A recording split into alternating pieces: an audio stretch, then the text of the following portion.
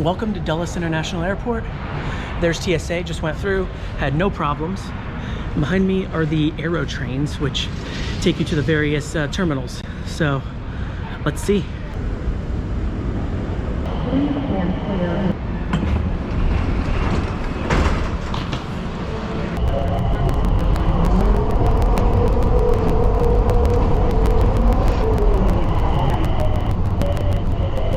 Got to the gate early like I always do, and there was this really loud alarm playing for some reason. Captain of the flight company by first officer Marrco.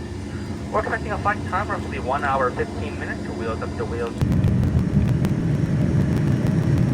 The flight went off with zero problems. We left a little late, but I think we still got in earlier than the expected time because they pad the schedule a lot.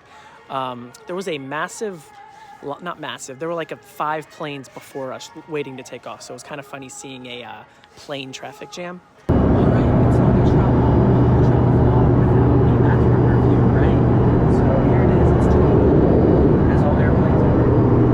Water.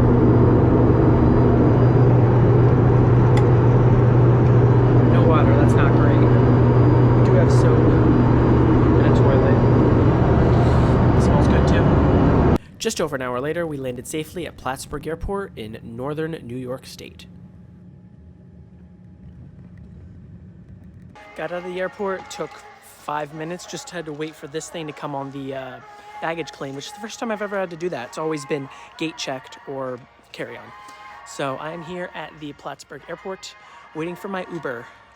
$23, maybe more with a tip, we'll see, to very close to where the bus will pick up. Well, 15-minute walk from where the bus will pick up because I'm gonna get some food before I go.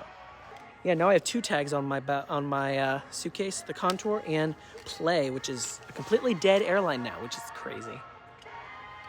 Yeah, first impressions of Plattsburgh is a bit colder. It's like 30-something degrees rather than 50. Airport was probably built, I don't know, 80s, maybe 90s. But there's also French. There's French here because we are close. We're like 30 miles from Quebec.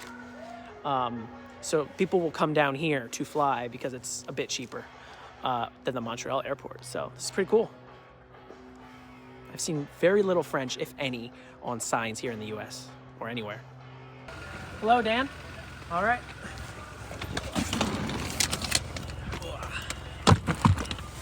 Thanks for the familiar food. Now to deal with this.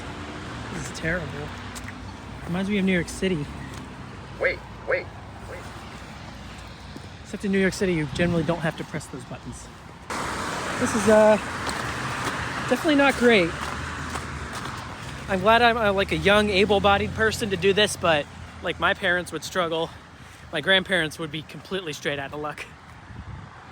All right, the bus is about 15-minute walk that way, at least according to Google. All right, I've crossed the road, but this is still not much better. These things are gonna be disgusting by the time I get to the bus stop. Bus stop is also not much better. And there's the sign, Montreal. At this point, I've just resorted to picking it up like this over the snow. I don't want to break it, you know, but this is just terrible infrastructure clearance or lack thereof. I mean, it's very much a walking in America TM experience. But I've seen 2 pedestrians and there are tracks here, so what I was saying is I saw 2 other pedestrians and there are tracks here, so people do walk here, just not as many as drive, of course. Ah, crap. It's funny that, like, I've never been here before, never been to this region of the US before, but everything still feels familiar because it's just all the, let me pick this up. It's all just the car dependent, Applebee's, Lowe's, dental. There's all these companies I have seen before and heard of, and all kinds of stuff. It's just kind of funny. I guess that's one of the few pros is you can go anywhere in America and kind of know what you're going to deal with when it comes to restaurants and businesses and stuff. All right, we've made it. This is the bus stop. This Sunoco gas station is the bus stop. Classic Greyhound moment. You know, if it was summer and nice, I could sit at these tables, but obviously, look at them, it's snowy. And the bus will be here in about 10 minutes. according to the application.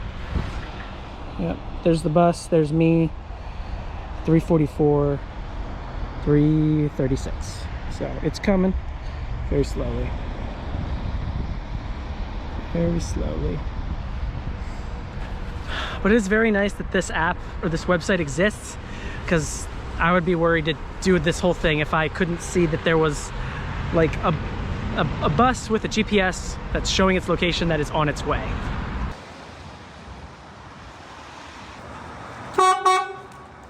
So the bus came in maybe 10 to 20 minutes late. The driver was a very no-nonsense guy from New York City, which is where the bus came from, so it makes sense, but it was interesting getting that sort of experience up here in the middle of nowhere in New York.